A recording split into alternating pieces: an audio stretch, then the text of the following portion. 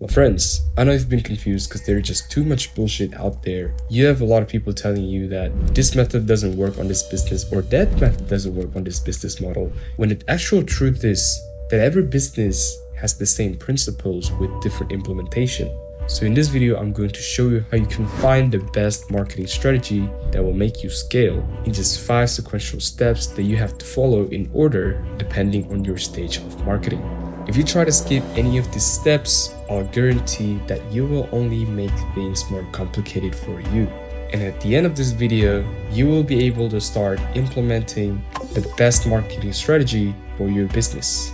You see, for the past 1 year of running ads for my previous clients, it took a lot of trial and error to get the best strategy for their ads.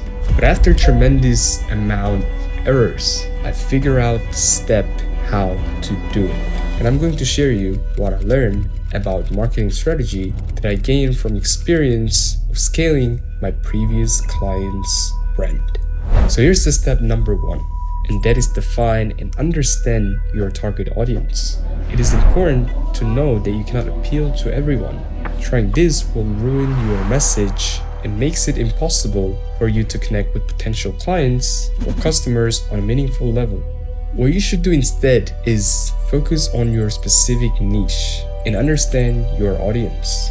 Understanding your audience involves more than just basic demographics. It requires diving deep into their preferences, pain points, and motivations. You have to take the time to research and analyze what your audience likes and dislikes, as well as the challenges they face that your product or services can address. This holistic understanding will allow you to tailor your marketing efforts in a way that resonates with them personally. So this is what I want you to do. Ask yourself these 3 key questions. What problems are they trying to solve? What do they value the most in a product or service? And what kind of messaging tone will they respond to? By answering these questions, you can create targeted marketing campaigns that will speak directly to their needs and desires. From my experience, knowing your audience inside out will not only inform your messaging, but also help your products and services truly meet their demands. This level of clarity will enable you to create content, advertisements, and promotions that resonate powerfully, increasing engagement and driving conversions. So now step number 2, SMART goals. To do your ads right, you need your roadmap and you need to set goals, but not just any goals. Introducing the SMART goals. If you don't know what this is, basically SMART goals stands for specific, measurable, achievable, relevant, and time-bound. Specific goals answers to the who, what, where, when, why, and which questions. This will let you have a clear understanding of what needs to be achieved. For example, currently your company aims to create brand awareness on Instagram. You're specifying you or your company, which is who, to create 15 posts, which is what, on Instagram, where, within the next month, when, to showcase product and increase brand awareness, why, that highlights your products and boost brand visibility, which. So by separating all of these, you're going to be able to see holistically and be able to achieve all that goals without actually making yourself confused or even getting mixed up with everything. Meanwhile, a measurable goal allows you to track progress effectively and gauge once the goal is reached. In other words, use specific metrics that will indicate the success. How much do I want to achieve? Or how I quantify my progress? For example, how much of an increase of followers that you are looking for? And when must I reach this many followers on Instagram? The goal becomes measurable because you can easily track the number of followers you have in the beginning and the end of the time frame, allowing you to see if you've met your target. You also need attainability. This goal ensures that is realistic given your resources, time, and skills. Assess whether you have the necessary tools, knowledge, and time to achieve your goal, and consider any potential obstacles that could arise. It is important to strike to your balance between challenging yourself and setting yourself up for success. For instance, if you were a startup company running a Facebook ad with budget of $50 and aim to generate at least 10 purchases based on current engagement levels will be more possible than trying to get 100 purchases with $50 budget. This goal is attainable because it considers your financial constraints and aligns with your previous engagement metrics, making it reasonable to expect that you can achieve this outcome. Progressing onto relevant goal. A relevant goal aligns with your broader business or personal objectives, ensuring that it contributes meaningfully to your overall strategy. When setting relevant goals, ask yourself if the goal is worthwhile and whether it fits into your larger plans. One of the examples is that developing a content strategy that includes publishing one blog per week for the next 3 months to drive organic traffic and establish authority in my niche. By committing to a consistent publishing schedule, you're not only increasing your visibility in search engines, but also positioning yourself as a knowledgeable resource in your industry. This relevance is crucial as it contributes directly to building trust with your audience, which can lead to an increased engagement and ultimately higher sales when you launch your product or services. Now, step number 3, choose your channels wisely. Now, believe it or not, smart goals is not enough. You also need to choose your channels wisely. And this is where many businesses lose their way.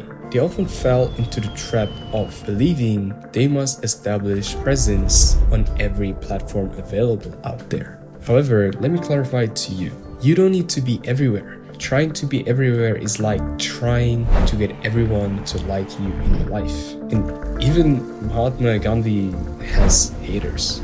The key to effective marketing is not about quantity, but it's about the quality. Concentrating your efforts on the platforms where your audience actually spend their time is the one of the most overlooked aspect in social media marketing. Always start by identifying where your target demographics engage the most. For instance, if your audience primarily visual learners or enjoys video content, then platforms like Instagram, YouTube, or Facebook, or even TikTok may be the best place for you to focus on your marketing strategy. And then on the other hand, if your audience prefer to read and have like a quick bite information and some professional content, then you might as well want to go focus yourself on doing your LinkedIn, your Threads, and your Twitter.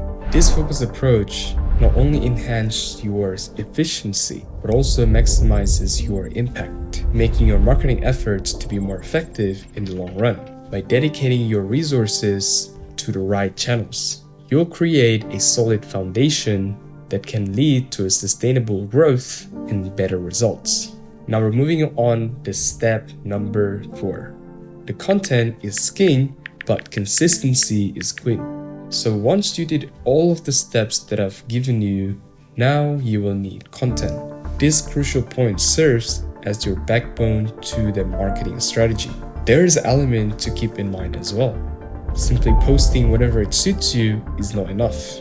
You need to commit and have a consistency when you're running content creation. The brands that truly succeed are those that continuously engage their audience day in and day out. They would do it every single day without even missing a day. And that's what makes them successful. However, you want a consistency in your content creation that will create and gain you trust with your audience. When people know they can rely on you to provide valuable insights, entertaining videos, or helpful posts on a regular basis, they begin to see you as a credible source. This trust is essential. It forms the foundation for building lasting relationships with your audience. Being a trustable content creator is like being that one restaurant that you go over again just because their food is good and you trust their customer service. And that will never replace them, right? So in the long run, this consistent engagement translates into sales eventually. So when your audience trusts you and feel like they're connected to your brand, they're more likely to purchase just for the sake of how they prefer to buy your brand, whether the price meets their target or not, whether the product is good or not, just because they already have the trust for you.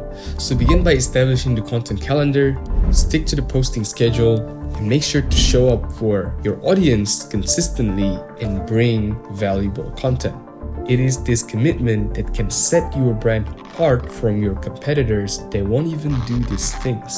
And then you can drive sustainable growth for your business. Now, the last step, which is number 5, is to test, optimize, and repeat. And now this is where the real scaling happens. After establishing your marketing strategy, the next step is to start testing everything. This includes your headlines, images, offers, everything. Testing allows you to gather all of the information and the valuable data to give you enough information for you to decide what resonates with you, works for you, and it gives you the benefit. Begin by experimenting with different variations of your content.